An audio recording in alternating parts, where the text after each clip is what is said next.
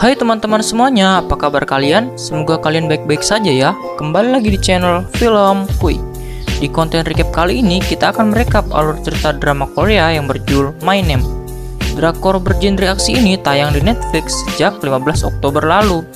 Drama ini dibintangi oleh Han So Hee yang akan berperan sebagai Jiwo. Jiwo adalah seorang gadis yang ayahnya dibunuh pada usia 17 tahun. Sehingga rasa penasaran dan dendam membuatnya menjadi mata-mata demi memecahkan kasus pembunuhan sang ayah. Karena recap ini agak lama, soalnya 8 episode guys kita rangkum. Tanpa banyak bacot, langsung aja ke alur ceritanya.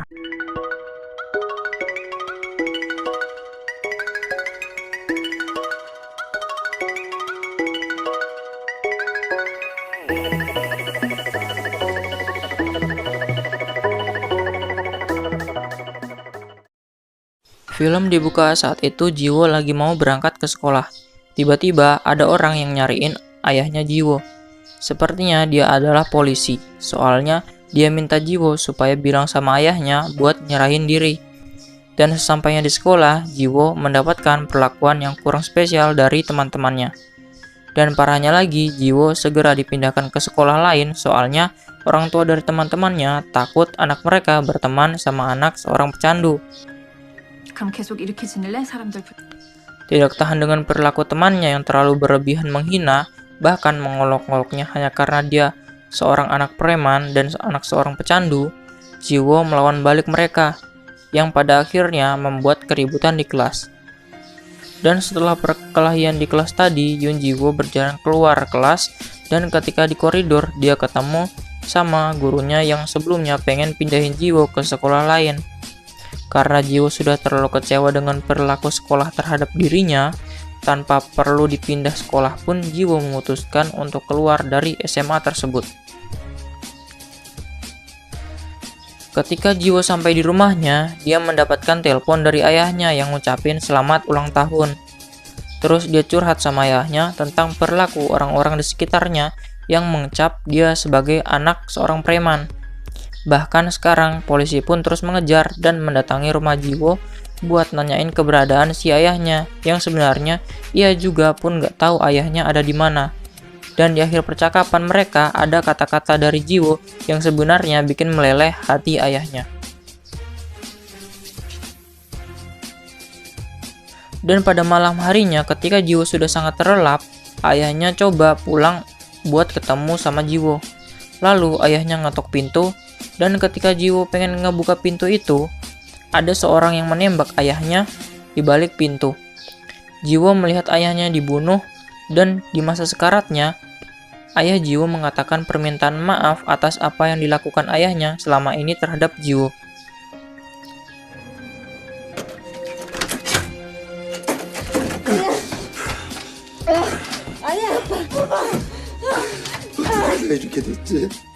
Beberapa bulan setelah kematian ayahnya, Jiwo pergi ke kepolisian dan tidak terima kasus penyelidikan tentang kematian ayahnya diberhentikan.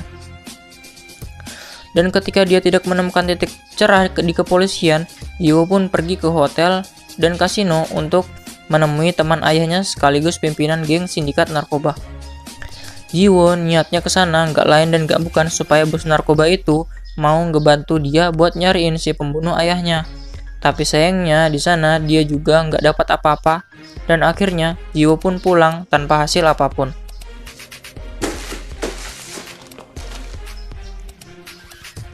Tanpa bantuan dari kepolisian maupun bos narkoba itu, Jiwo akhirnya memutuskan untuk mencari ayahnya dengan cara menyebarkan sebaran yang mencari saksi mata dengan imbalan 5 juta won. Setelah membagikan beberapa sebaran tersebut, Jiwo pulang ke rumahnya. Dan tiba-tiba ada telepon gak dikenal menghubunginya. Dan ketika Jiwo menuju lokasi yang diminta oleh penelpon tersebut, ternyata mereka nipu Jiwo. Mereka cuma pengen imbalan 5 juta won itu. Jiwo pun dipukulin sama mereka.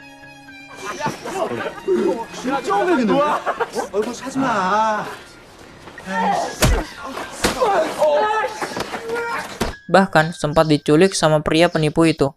Sebelum pada akhirnya Jiwo diselamatkan sama bos narkoba.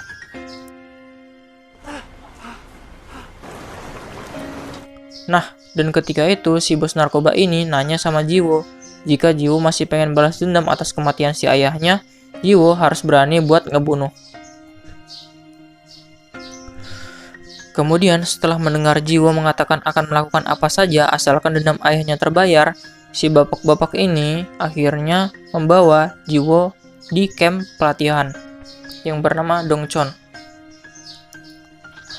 Ya, walaupun kesan pertama kedatangannya di sana Jiwo mendapatkan perlakuan yang tidak baik, sampai-sampai dia mendapatkan perlakuan seksual harassment sama om-om yang ada di camp pelatihan tersebut, tapi Jiwo masih bisa membela dirinya dan melakukan latihan terus-menerus, bahkan ketika orang lain sudah tidur.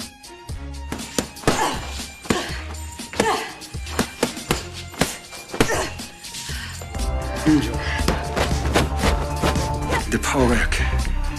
다시. Sampai ketika Dongchon membuat sebuah kompetisi antara anggotanya, di mana mereka semua dikumpul di sebuah sel dan pukul-pukulan bebas, dan yang menang adalah orang yang bertahan sampai akhir.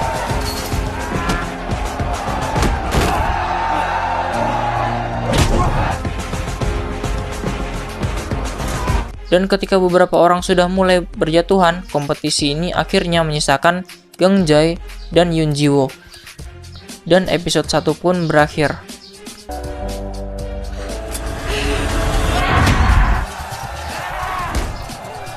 Lanjut ke episode 2, ketika itu Yun Jiwo akan melakukan final battle sama Gang Jae.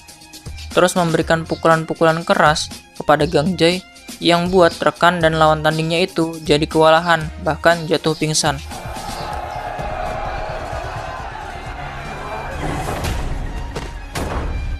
Latihan terus-menerus yang dilakukan oleh Yun Jiwo sebelumnya membuatkan dia akhirnya berhasil memenangkan kompetisi tersebut. Sementara itu, setelah bangun dari pingsannya yang agak lama, dan Gang Jae ternyata menyimpan rasa kesal atas kekalahannya sama Yun Jiwo. Ternyata dia sudah membuat rencana jahat sama Jiwo. Ia udah naruh sesuatu di minumannya Jiwo yang membuat Jiwo pada akhirnya teler. Kemudian Gang Jae yang membawa salah satu temannya untuk melecehkan Jiwo, mereka berdua mulai mengendap-endap masuk ke kamarnya Jiwo.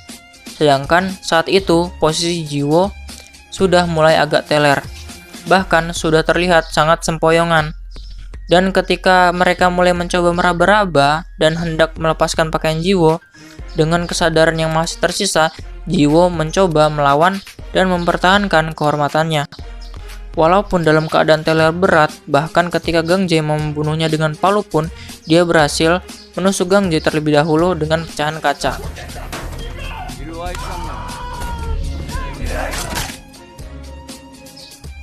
Lalu mereka berdua pun akhirnya dipisahkan oleh Taiju.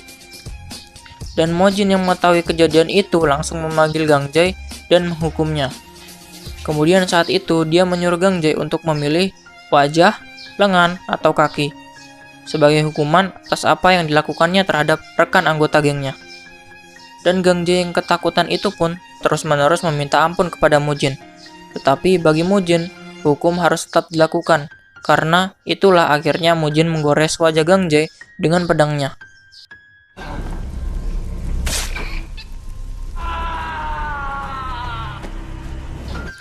Sementara itu, Yun Jiwo dibawa menggunakan mobil untuk menemui Mojin di sebuah warung makan. Kemudian di sana dia memberikan sebuah berkas kepada Yun Jiwo, dan berkas tersebut adalah identitas baru Yun Jiwo. Mojin menjelaskan kepadanya bahwa seorang yang bernama Yun Jiwo sudahlah mati, dan mulai sekarang namanya adalah Oh Hae-jin. Dan di tempat itu, Mojin juga ngasih pistol yang katanya pistol itu adalah senjata yang membunuh ayahnya sebelumnya, dan senjata itu juga berasal dari kepolisian. 3 tahun setelah Oh Hae-jin kemudian berhasil masuk ke dalam akademi polisi, kemudian waktu berlalu dengan cepat, di mana saat itu ia ditugasi oleh Setres Kejahatan untuk menangkap seorang di sebuah bar. Dan ternyata orang yang ditargetkannya tersebut sudah terlibat dalam pengedaran narkoba. Inilah yang membuat proses penangkapan si manusia yang satu ini agak lucu, soalnya saat itu Pildo yang merupakan polisi dari Setres Narkoba coba menipu si manusia ini buat pura-pura jadi pembeli dan pengen tahu siapa bosnya. Tapi sayangnya, upayanya gagal lantaran Oh Hae-jin nggak tahu bahwa Pildo saat itu lagi jalanin misinya. Langsung main tangkap aja, kemudian bahkan setelah mereka tahu mereka sama-sama polisi, kemudian mereka rebutan buat interogasi si Changgu. 되겠냐? 넌 지금 6개월짜리 너 지금 나랑 장난하냐? Alhasil, setelah dapat telepon dari pimpinannya, Oh Hae-jin menyerahkan Changgu kepada Pildo buat diinterogasi di Setres Narkoba lebih dahulu. Keesokan harinya, Oh Hae-jin pergi ke Setres Narkoba, lalu tiba-tiba setelah dia melihat Kapten Setres Narkoba saat itu, Choi Gi-ho, dia teringat sesosok pria yang sebelumnya pernah mengetuk pintu rumahnya pada tengah malam setelah kematian ayahnya. Tujuan Oh Hae-jin menemui Kapten Choi Gi-ho adalah untuk pindah ke Setres Narkoba, dan dengan melihat antusias dan semangatnya, Choi Gi-ho menerima Oh Hae-jin menjadi bagian dari Setres Narkoba. Kemudian Oh Hae-jin menemui Mo Jin dan mengatakan bahwa sekarang dia ada di divisi Setres Narkoba. Dan sebenarnya tujuannya ke Setres Narkoba bukanlah untuk melawan Mo Jin, melainkan untuk lebih dekat dan mencari tahu siapa pembunuh ayahnya yang sebenarnya, yang kemungkinan besar berasal dari stres tersebut. Lalu di akhir pertemuan mereka malam itu, Mo Jin ngasih Oh Hae-jin sebuah pisau yang dimaksudkan jika Oh Hae-jin ketemu sama si pembunuh ayahnya, bunuh aja orang itu dengan pisau ini. Dan balik lagi ke Setres Narkoba, yang mana saat itu Pildo dan teman-temannya lagi interogasi si Changgu, tapi si Changgu ini masih aja bungkam kalau ditanya soal bosnya, dan lebih memilih membocorkan informasi jenis narkoba lain yang saat itu agak ramai di pasaran. Dan dia juga ngasih nama kepada Pildo. Lalu ketika Pildo keluar dari ruangan interogasi, dia ketemu sama Oh Hae-jin yang dikiranya pengen ngambil si Changgu, padahal Oh Hae-jin sudah dipindah tugaskan ke Setres Narkoba. Dan gak lama kemudian, Pildo pun ngajak pergi Oh Hae-jin dan yang lainnya buat ketemu sama si Mango, yang kata Changgu tadi ia punya narkoba jenis baru. Sesampainya di tempat itu, Pildo nyuruh Oh Hae-jin buat ketemu sama si pemilik bar itu, namanya adalah Mango, dan Pildo nyuruh Oh Hae-jin buat bawa si Mango itu keluar untuk bicara.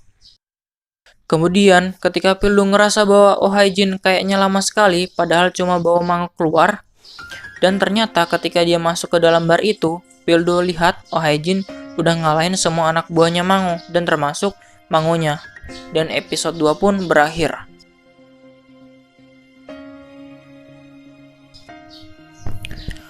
Lanjut ke episode 3, yang pada saat itu Pildo, Oh Hae-jin, dan tim Setres Narkoba semuanya ada di tempat milik Mango. Lalu Pildo coba nanya-nanya soal narkoba jenis baru ke Mango. Ya, namanya juga pengedar, dia punya 1000 cara buat nggak buka suara dan malah berkelah macam-macam. Terus-terusan nggak mau ngaku, Oh Hae-jin dan Pildo pun akhirnya menggeledah tempat tersebut dan menemukan narkoba jenis baru itu yang disimpan Mango dalam botol. Kemudian si Mango pun akhirnya dibawa ke kantor buat diinterogasi. Pildo yang saat itu berada di meja interogasi dan ditemani sama Oh Hae-jin terus menanyai Mango di mana dia mendapatkan narkoba jenis ini. Tapi sayangnya, Mango nggak mau bilang siapa namanya. Ia cuma bilang orang yang ngasih narkoba ke dia itu orangnya sangat jahat. Kemudian di sebuah mobil, malam hari menuju kantor, Oh Hae-jin langsung nelpon Mo Jin dan ngasih tahu soal penangkapan Mango dan narkoba jenis baru kepadanya. Setelah dia sampai di kantor, dia coba akses database tentang kasus ayahnya, yang nggak ada sesuatu terlalu menarik dari data-data yang ditemukan.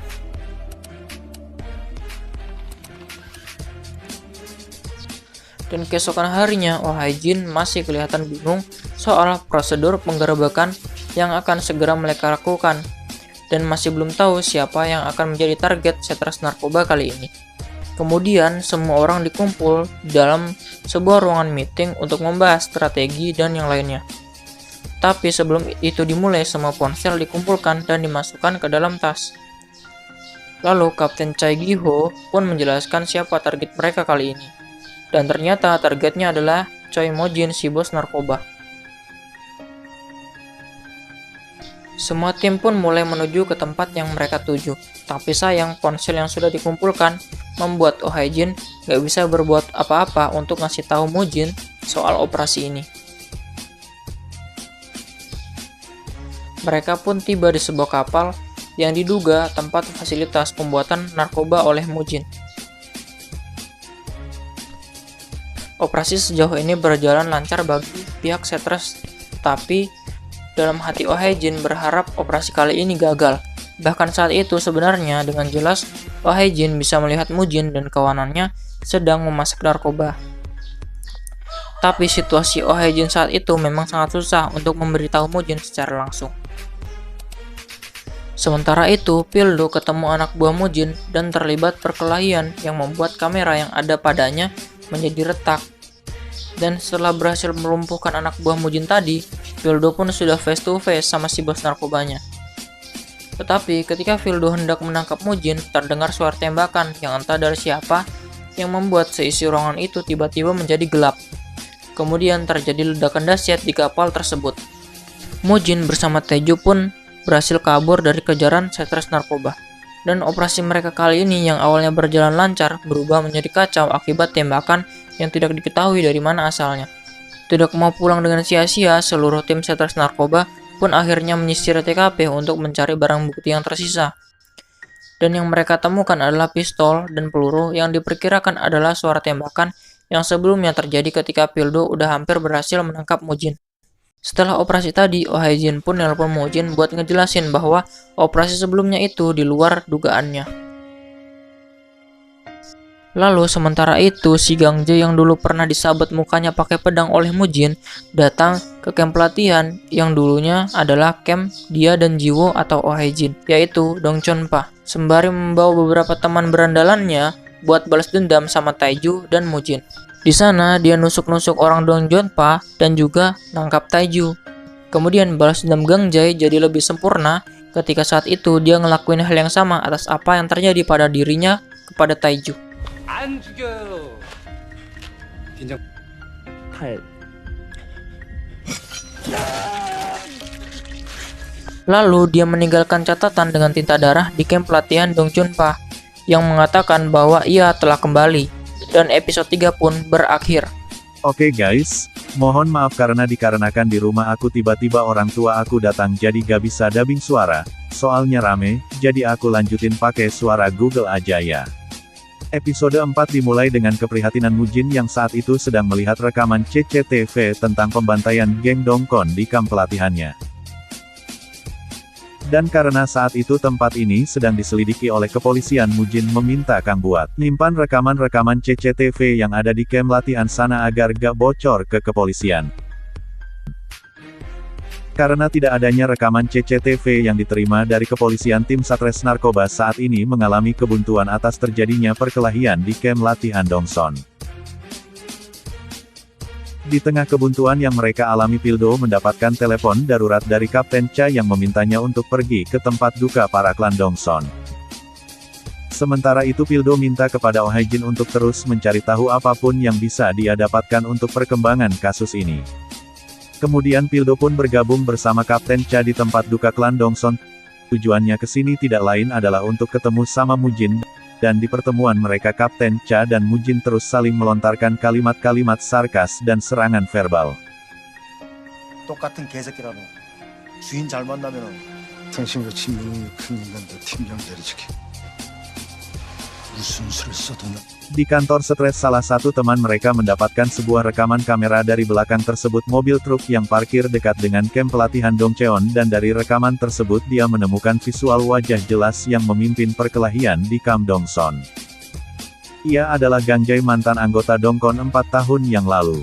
Mengetahui bahwa motif dari serangan ke klan Dongcheon adalah misi balas dendam yang dilakukan oleh Gang Jae, kemudian Kapten Cha mempunyai sebuah ide untuk melepaskan Mango, menurutnya mereka akan terus membiarkan Gang Jae terus-menerus meneror Dongkon dan ketika mereka terus-menerus terlibat perkelahian antar geng di sanalah kepolisian akan menemukan titik lemah Mujin dan menangkapnya. Mengetahui hal tersebut Oh Hae-jin langsung mengirim pesan bahwa pelepasan Mamo adalah sebuah jebakan untuk dia, dan saat itu juga Kapten Cha mengatakan akan menemui seseorang pengkhianat dari klan Dongkon.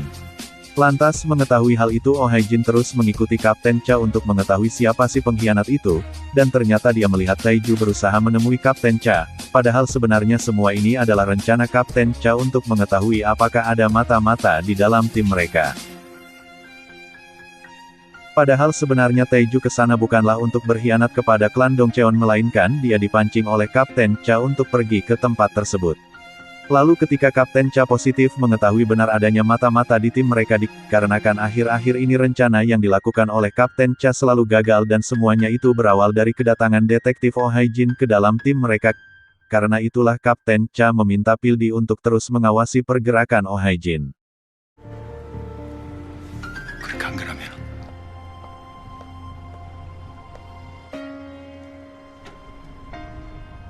Dan pada saat itu Oh Hae-jin sedang dalam pengintaian untuk mencari keberadaan Gang Jae, tiba-tiba dia kepergok sama Pildo yang sebenarnya memang sedang membuntutinya. Lalu Oh Hae-jin pun menjelaskan bahwa dia sebenarnya kesini karena kesal Mamo dilepaskan begitu saja padahal banyak yang harus diinterogasi sama si Mamo. Kemudian tiba-tiba mereka melihat Mamo masuk ke sebuah mobil dan terus mengikutinya yang berhenti di Bay Marun nomor 261. Oh Hae-jin dan Pildo pun mengawasi Mamo dari arah balkon dan tidak lama kemudian muncul Gang Jae dengan sebuah mobil. Dan ternyata keberadaan mereka sudah diketahui, Gang Jae yang berdiri dari bawah pun langsung berbalik badan dan menunjuk ke arah mereka. Oh Hae-jin dan Pildo pun ketahuan dan ditangkap oleh kawanan Gang Jae dan episode 4 berakhir. Episode 5 dimulai ketika Gang Jae yang menusuk Oh Hae-jin di kaki. Dan saat itu Gang Jae memang sudah mengetahui bahwa Oh Hae-jin ini adalah Jiwo, kemudian dia nelpon Mujin dan ngirim foto Jiwo kepadanya untuk memancing Mujin agar pergi ke tempat terbuka. Mengingat Mujin sebelumnya sempat ditikam di perut pada perkelahian di sebuah warung makan. Jadi guys yang nyerang si Mujin ini adalah temannya si Gang Jae.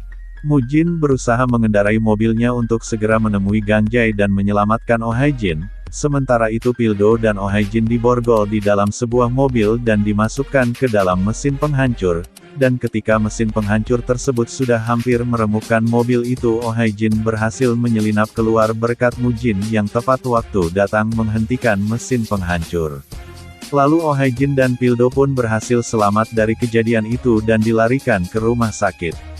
Kemudian ketika Oh Hae-jin terbangun dari mimpi buruknya, di sampingnya ternyata sudah ada Pildo dan di sana dia menceritakan kisah asal-muasal dia gabung dengan tim Satres Narkoba.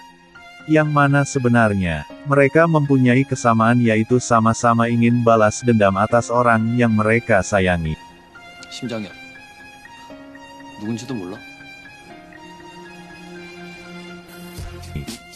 Setelah pulang dari rumah sakit, konflik Oh Hae-jin berlanjut ketika itu ia sedang makan siang dengan kawanannya.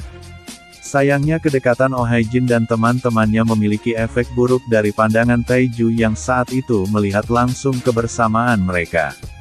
Taiju pun memotret momen itu dan mengirimnya langsung kepada Mujin dan karena situasi Mujin saat ini memang benar-benar khawatir dengan keadaan Oh Hae-jin di Departemen Narkotika. Karena sebelumnya identitasnya hampir terbongkar dia memerintahkan Nyonya Kang untuk memesankan sebuah tiket penerbangan untuk Oh Hae-jin dan menyiapkan sebuah rumah di tepian pantai. Jadi guys si Jiwo atau Oh Hae-jin pernah cerita kepada Mujin kalau dia dulu merencanakan bikin rumah di tepian pantai bersama ayahnya dan hidup bahagia bersama. Dan setelah itu Mujin nelpon Oh Hae-jin untuk mengakhiri penyamarannya dan memulai kehidupan yang lain lagi. Mujin khawatir karena tahu Satres Narkoba kini menargetkan Gang Jae menjadi top priority bahkan hal ini menurutnya berbahaya karena Gang Jae tahu siapa Oh Hae-jin sebenarnya. Tapi dia menolak permintaan Mujin dan menutup teleponnya begitu saja. Beberapa hari kemudian, setelah Oh Hae-jin kembali lagi ke aktivitas biasanya, ia pun menemui Mamo untuk mencari tahu keberadaan Gang Jae. Lalu dia nelpon Mujin dan mengatakan bahwa Gang Jae akan segera kabur ke luar negeri menggunakan kapal. Hanya saja sebelum Gang Jae melakukannya, dia nelpon Kapten Cha dan membeberkan beberapa informasi untuk menangkap Mujin, lalu Gang Jae mengatur titik pertemuan mereka, dan yang menjadi masalah besar adalah sepertinya hal ini akan mengarah ke konfrontasi besar yang akan membuat Oh Hae-jin berada dalam masalah yang sangat serius. Sementara Gang Jae sedang menunggu di posisinya, Mojin dan yang lainnya pun muncul, dan saat itu mereka sudah benar-benar dikelilingi oleh satres narkoba.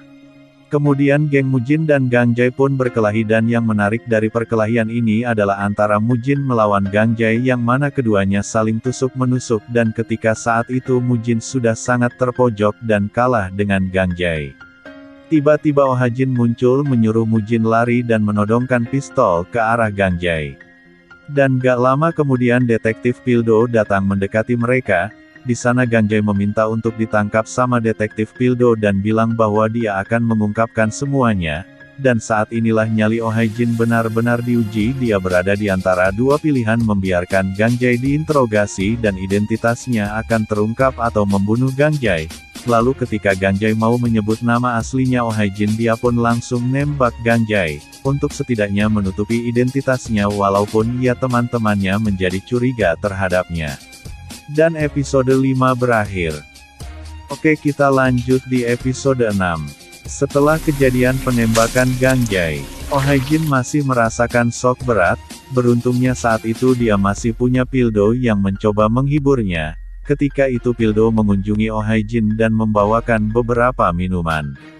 Dan saat itu Oh Hae-jin menceritakan masa lalunya. Oh Hae-jin menceritakan bahwa Gang Jae dulu pernah mencoba untuk memperkosanya setelah memberikannya narkoba. Dan hal ini yang membuat Pildo merasa cukup mengerti alasan dibalik Oh Hae-jin nembak Gang Jae sebelumnya. Sementara itu Mujin berhasil kabur dibantu oleh Taeju dan kini berada di sebuah kuil untuk memulihkan luka yang dialaminya. Keesokan paginya Oh Hae-jin nerima paket yang dikirim oleh Gang Jae sebelum kematiannya. Isi paket itu adalah sebuah foto gambar ayahnya yang merupakan seorang perwira polisi dengan memakai nama Sung Jon-soo. Mengingat Kapten pernah mengatakan bahwa Sung Jon-soo mati gak lama setelah gabung dengan satres narkotika, kemudian Oh Hae-jin pun bertekad untuk mencari tahu kebenarannya. Dan dia pergi ke kuil tempat Mujin memulihkan diri, dan di sana Mujin pun mengkonfirmasi kepada Oh Hae-jin bahwa ayahnya dulu sebenarnya memang adalah seorang perwira dan ayahnya dikirim oleh Cha Gi-ho untuk meruntuhkan klan Dongchun. Tetapi Mujin berhasil mengubah kesetiaan ayahnya dan memihak kepada klan Dongkon. Dan menurut Mujin orang yang bunuh ayahnya adalah Kapten Cha Gi-ho. Setelah itu Mujin pun memerintahkan Taeju untuk membunuh Cha Gi-ho, Kapten Cha, karena menurut Mujin Oh Hae-jin gak akan mampu menarik pelatuknya untuk menembak Kapten Cha. Taeju pun melakukan hal itu. Dia masuk ke dalam apartemen Cha Gi-ho yang saat itu dalam kondisi mabuk berat, dan pada malam itu Taeju terus-menerus menusuk Cha Gi-ho dan kabur. Tidak lama setelah itu Oh Hae-jin masuk ke dalam apartemen Cha Gi-ho. Awalnya dia sudah curiga ada hal yang gak beres, soalnya ada darah di bagian gagang pintu depan apartemen Kapten Cha. Dan setelah Oh Hae-jin berhasil masuk, Cha Gi-ho mengira orang yang barusan menusuknya tadi mendekatinya lagi. Oleh karena itulah dia menembak Oh Hae-jin.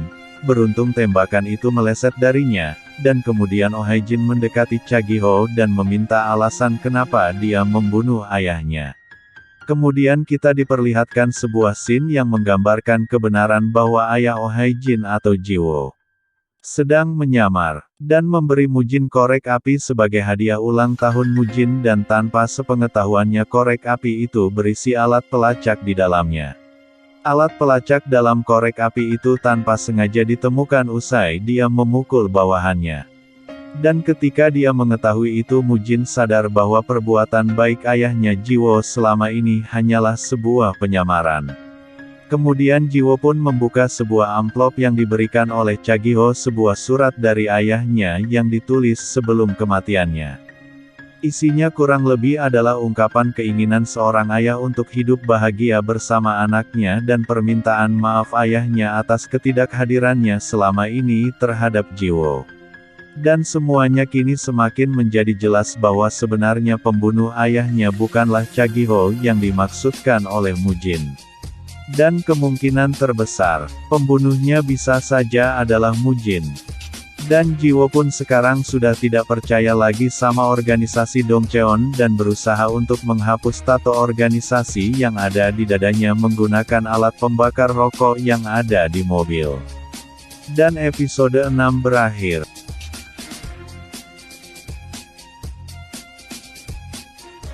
Episode 7 dimulai saat Jiwo berada di rumah sakit yang sedang menunggu kabar dari Kapten Cha-gi-ho.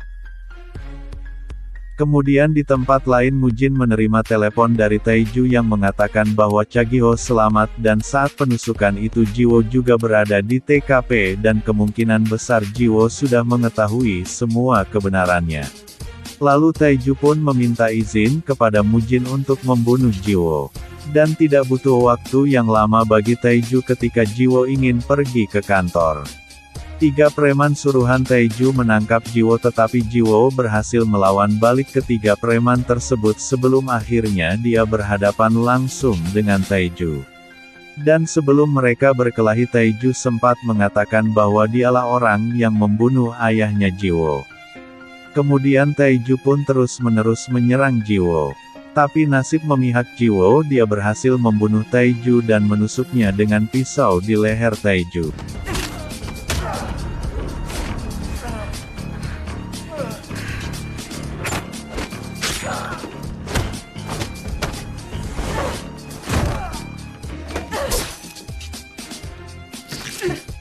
Dan tidak lama kemudian Jiwo menerima pesan dari Pildo. Ia mengatakan bahwa Choi Mojin sekarang sudah tertangkap dengan kemauannya sendiri. Kemudian dia pun masuk ke dalam ruang interogasi dan langsung menanyakan alasan Mujin menyerahkan diri. Mujin diinterogasi atas tuduhan pembunuhan Gang Jae dan percobaan pembunuhan atas Kapten Cha-gi-ho. Sementara itu Oh Hae-jin pergi ke ruangan barang bukti dan menghilangkan semua bukti-bukti yang mengarah kepada Mujin. Hingga akhirnya Mujin pun dibebaskan. Kemudian Pildo yang saat itu mengawasi CCTV tentang penusukan Kapten Cha-gi-ho melihat Oh Hae-jin sedang kabur dari TKP. Melihat semua ini rekan timnya pun mencurigai bahwa Oh Hae-jin lah orang di balik penusukan Kapten Cha-gi-ho. Dan hal ini membuat semua temannya menjadi kecewa bahkan Pildo pun saat itu tidak bisa berbuat apa-apa lagi dan kebingungan. Sementara itu Mujin yang berhasil bebas tadi pun kini pergi ke kamp pelatihan Dongson. Lalu ketika Mujin sampai ke kamp pelatihan tersebut ia melihat mayat Taeju yang dikirim oleh Jiwo sebagai tanda peringatan kepada Mujin. Jiwo sengaja membebaskan Mujin buat membunuhnya. Dan di tempat lain Pildo menemukan Oh Hae-jin. Tetapi Oh Hae-jin terus-menerus berlari sebelum akhirnya Pildo melakukan tembakan peringatan. Kemudian Oh Hae-jin pun ditangkap dikarenakan menghalang-halangi tindak keadilan dan percobaan pembunuhan atas Cha-gi-ho. Dan ketika Mujin mengetahui bahwa Oh Hae-jin kini sedang ditangkap, dia meminta pengacaranya untuk membebaskan Oh Hae-jin apapun caranya. Lalu episode 7 pun berakhir ketika Kapten Cha-gi-ho berhasil sadarkan diri di sebuah rumah sakit. Oke guys, sekarang kita udah sampai di episode akhir. Dan episode ini dimulai saat Jiwo berada di balik jeruji besi. Kemudian pengacara Kang muncul menemui Jiwo untuk menyampaikan pesan dari Choi Mojin. Lalu pengacara akan meminta izin kepada Pildo untuk membawa Jiwo yang dianggapnya sebagai kliennya pergi ke rumah sakit untuk perawatan medis. Lalu di rumah sakit Pildo menemui Cha-gi-ho yang sudah siuman dan di sana Cha-gi-ho mempertegas kepada Pildo bahwa detektif Oh Hae-jin adalah anak dari rekan kerjanya Cha-gi-ho yang meninggal 4 tahun yang lalu.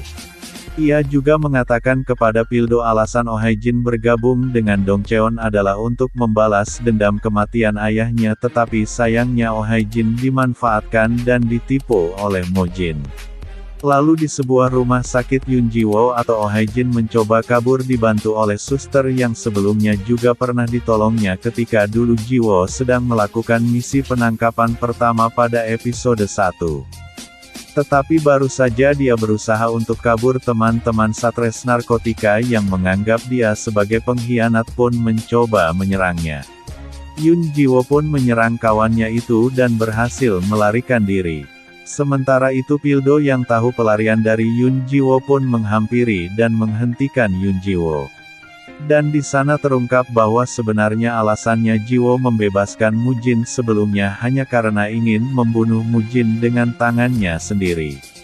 Gak lama setelah itu anak buah Mujin berdatangan dan langsung menyerang Pildo dan Yoon Ji-woo. Tapi Ji-woo berhasil kabur dibantu sama Pildo.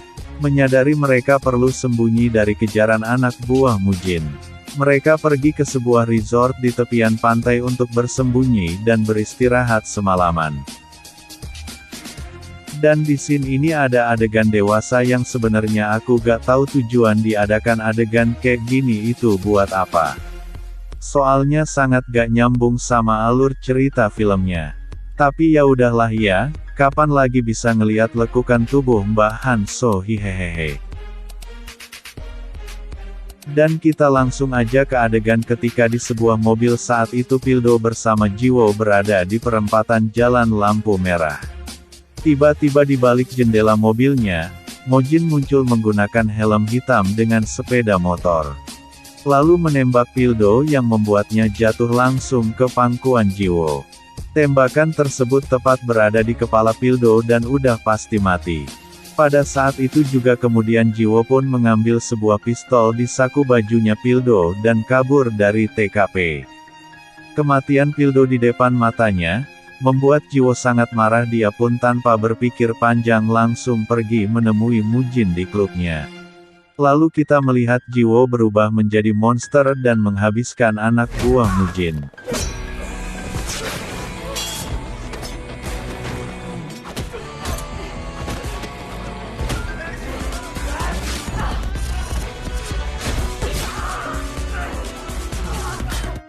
Sebelum pada akhirnya dia menemukan Mujin di ruang dan masuk sambil mengacungkan pistol ke arah Mujin.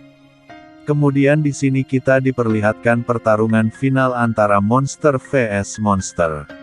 Dan akhirnya Ji-woo menggunakan pisau untuk mengakhirinya. Sesuai dengan permintaan Mujin ketika memberikan pisaunya kepada Yoon Ji-woo sebelumnya untuk menikam pembunuh ayahnya.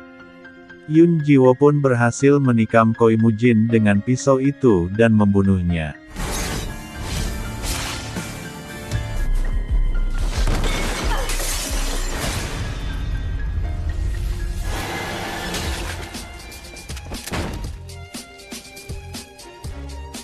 Dan kemudian series pun berakhir ketika Ji-woo pergi ke makam ayahnya.